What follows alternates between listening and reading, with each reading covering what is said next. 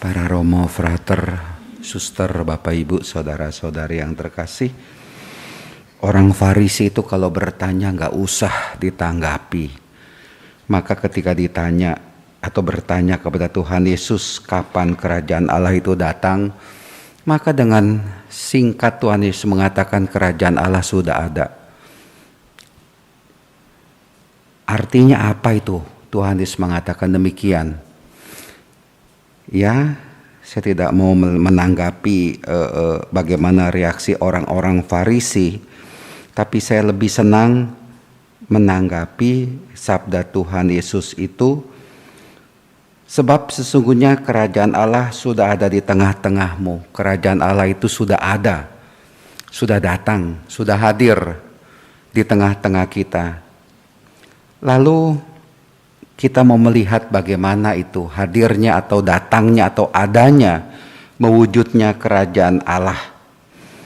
Saya sangat tertarik dengan doa pembukaan tadi. Semoga kami pun mampu berpikir dan bertindak menurut teladan kasih-Mu, agar kami dapat mengusahakan persaudaraan sejati. Kerajaan Allah itu identik dengan kasih. Kerajaan Allah itu identik dengan persaudaraan sejati. Di mana ada kasih, di situ Tuhan hadir. Kalau nggak salah bahasa Latinnya ubi caritas et amor Deus ibs. Yang lebih ngerti, para frater lebih ngerti bahasa Latin daripada saya. Bila di situ ada persaudaraan sejati, bersaudara yang sungguh-sungguh, bukan persaudaraan yang dibuat-buat, itulah dia kerajaan Allah. Saya kalau menggambarkan kerajaan Allah, saya sangat tertarik pada sebuah kebun binatang di antara Bangkok dengan Pattaya. Bangkok Pattaya itu kurang lebih 2 jam. Ya, di tengah-tengahnya itu ada kebun binatang, namanya kebun binatang Sri Raja. Nanti Romo Edi mau datang ke sana, ke Bangkok, tapi jangan salah, masuk tempat hiburan di Mangga Besar banyak kok, tenang-tenang aja. Ya. Ada sesuatu yang menarik di kebun raya Sri Raja antara Bangkok dengan Pattaya. Apa itu yang menarik?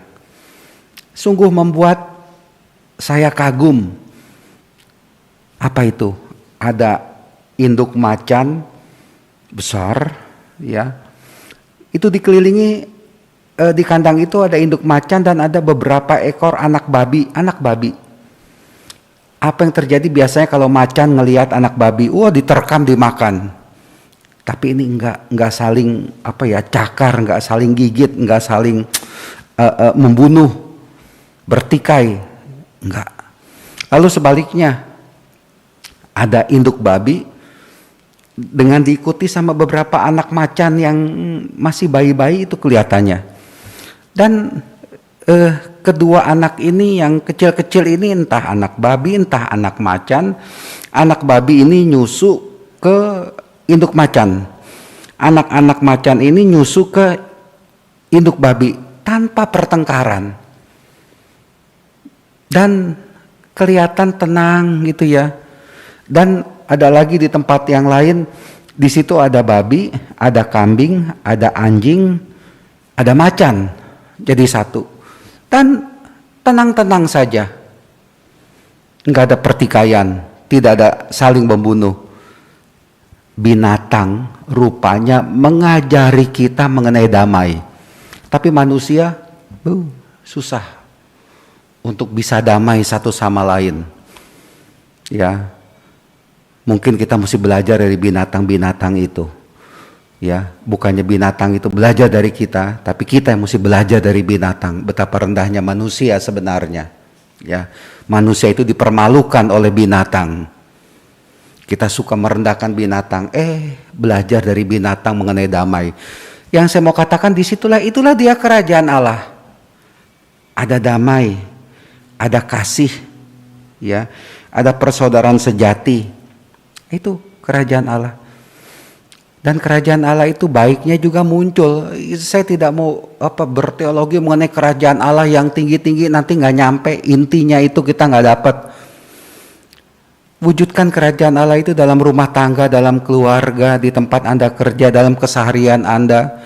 Itu yang penting, nggak usah berpikir mengenai kerajaan Allah bagaimana. Menurut saya sih sederhana saja, kerajaan Allah itu damai, sukacita, persaudaraan, cinta kasih, saling membantu, saling menolong, saling memaafkan, saling setia satu sama lain, tulus, ikhlas. Itulah dia kerajaan Allah. Bila di dalam rumah tangga itu ada situasi seperti tadi, itulah dia kerajaan Allah. Atau kalau rumah tangga berantem terus, ribut terus, bertikai terus, neraka itu.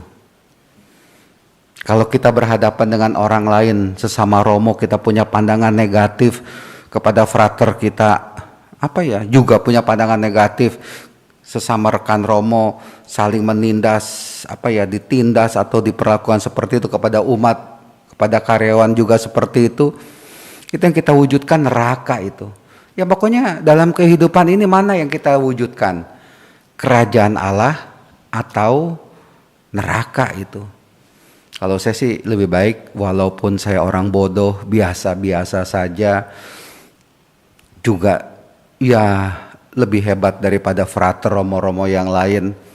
Tapi yang penting bagi saya itu adalah mewujudkan kerajaan Allah, damai, sukacita dalam hidup ini. Ngapain sih hidup dibikin repot? Ya, sebenarnya membuat repot hidup itu bukan orang lain, diri kita sendiri. Saya akhirnya punya pikiran, masa bodoh. Terserah orang lain bagaimana. Yang penting kita mewujudkan damai, kasih dalam hidup ini. Ada orang lain yang tidak melakukan kasih, you refleksilah. You pikirkan perbuatanmu, perkataanmu. Ya, saya tidak akan banyak, you harus begini begitu. Itu urusan dia sama Tuhan.